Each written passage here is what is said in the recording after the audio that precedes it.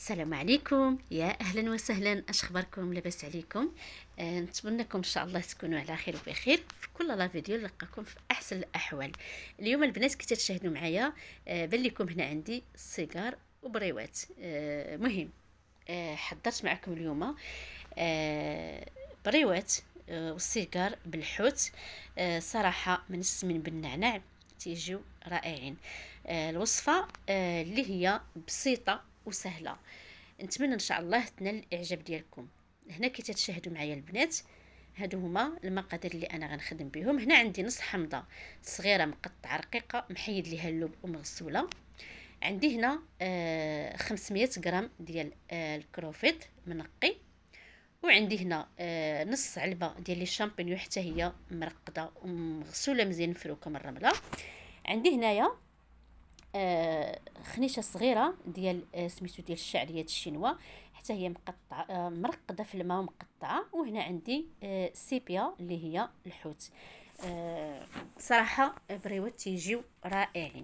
بالنسبه للتنسم البنات ما غندير لا قزبر لا معدنوس، انا غادي نديرهم بالنعناع.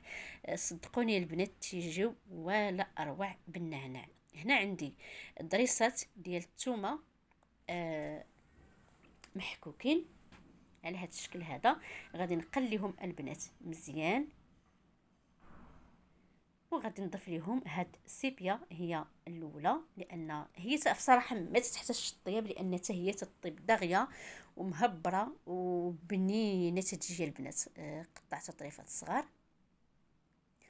صافي غادي نبدا نحركها غير شويه هكذا مع هاد الثومه، غير تبيض لي واحد شويه غير تولي بيضة. غادي نبدا نضيف ليها شويه ديال الابزار، القليل من الملح وشويه ديال السودانيه فقط. يعني هادو هما سميتو العطريه اللي انا غادي نسم بها هاد اللينيم ديالي.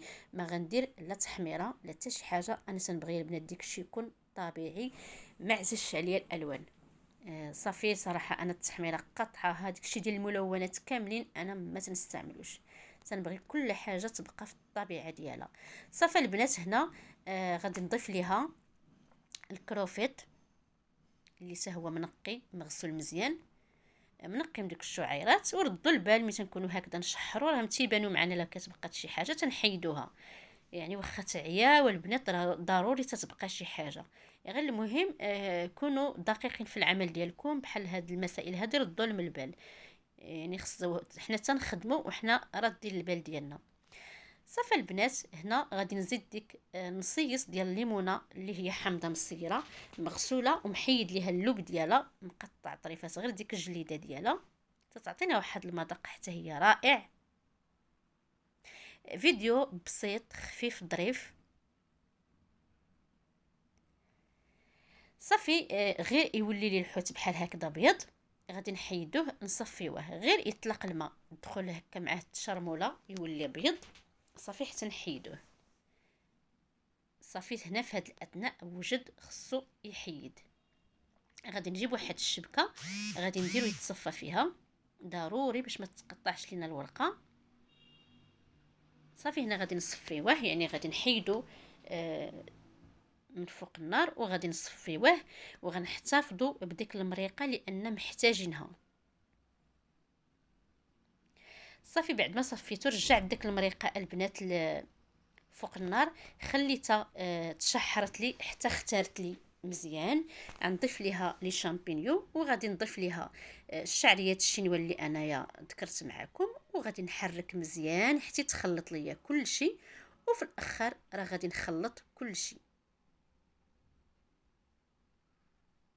يعني ياخد حقه من الاقامه. حاولوا البنات ما تكتروش فيهم العطريه بزاف، ما تكتروش فيهم كثره لي زانغريديون لان تتلفوا لينا المذاق ديال الحوت.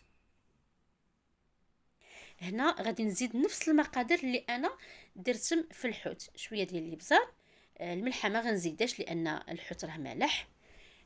شويه ديال الابزار وشويه السودانيه فقط. اللي عنده الهريسه يمكن يزيد الهريسه، انا ما عنديش الهريسه وتنتجنبها حتى هي ما تنخدمش بزاف لان فيها بزاف ديال المواد الحافظه. فلهذا تنتعمد اني نشري السودانيه من السوق، تكون من عند البقال، تكون زوينه ونشمشها ونمسحها ونطحنها. يعني تتعجبني نستعمل داكشي ديال يدي اكثر. صافي هنا بعد ما تسقطر ليا هاد الحوت مع السيبيا من سميتو من هذا من الماء، خلطت كل شيء. في هذا الاثناء انا طفيت البوطه. غادي نضيف النعناع البنات، ضروري. كما قلت لكم النعناع تيجي بموالا اروع يا البنات، النعناع تيجي خطير فيهم. زيدوهم واحد معلقه صغيره ديال الصوجه، ضروري تزيدوا واحد المعلقه صغيره. كما تنقول لكم انا هنا راه عندي ثقيله، يعني عندي الروح غير قطره بركه كافيه. صافي هنا غادي نحرك مزيان البنات، وغادي نخليهم على جنب حتى يبردوا تماما. عندي الشرجم د الكوزينه غنحطهم حداه حتى يوليو مكلاصين باردين. بالنسبه للشوفيه كذلك يكونوا ناشفين ولا قطره ديال الماء. كي تتشاهدوا معايا المقله ديالي ناشفه. صافي هنا ما بقى لي غير نخليهم يبردوا، ونرجع معكم ان شاء الله في الاخر ملي نبغى نعمر لينيم او السيجار ديالي.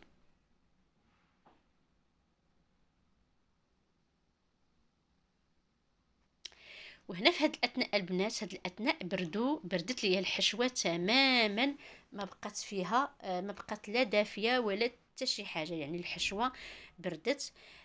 بديت تنعمر. قطعت الورقه ديالي هكا مثلثات، يعني الورقه عندي كبيره، كل ورقه قطعتها على المهم قطعتها على 4 على هذا الشكل بحال هكذا. رقيقه تجيني، ما تكثروش الورقه بزاف باش عاوتاني ما تحسوش براسكم انكم تتعضوا غير العجين غير الورقه. نستافدوا كيف ما بغينا نستافدوا من المذاقات ديالهم، نستافدوا من كل شيء. يعني عاوتاني ماشي نقصوا من المذاقات ونعمروهم بالورقه، لا نحاولوا نقصوا. صافي البنات تنبداو نطويو ونعمروا على هذا الشكل هذا. ضروري تثبتوا في الاول، حاولوا تثبتوا مزيان الجنيوحات ديال الورقه. سدوهم هكذا بالدقيق، يعني عندنا هنا الدقيق مخلط، زليفه فيها الدقيق مخلط مع الماء تنسدوا بها. الا كانت الورقه مدهونه مزيان او جبتوها باقه طريه ما نشفتش، ما تنحتاجوش نسدوهم نهائيا. صافي البنات تنمشي تنعمر هكذا، تنحاولوا اننا نعملوهم يكونوا متوازنين، نفس العبار نفس القياس، وتنمشيو هكذا حتى نلفوا.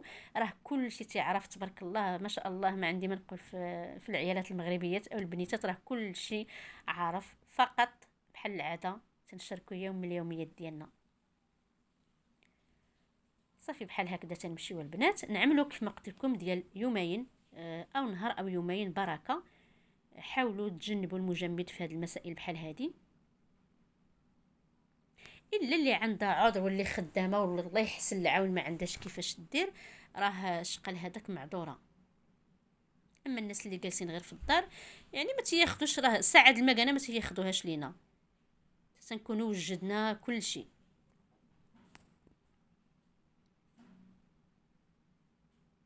صافي البنات انا غنمشي هكذا حتى نسالي الكميه اللي عندي كامله. نحاولوا الا عندنا سطح العمل خاوي وكبير نديروا حتى 6 الورقات ونديروا الحشوه ونلفوا في دقه واحده تتجينا ما كاين شي مسهل منا. صافي كديروا بحالي انا هكا، يعني تنحط بزاف ديال الورقات وتنعمر. وهذا هو الشكل النهائي.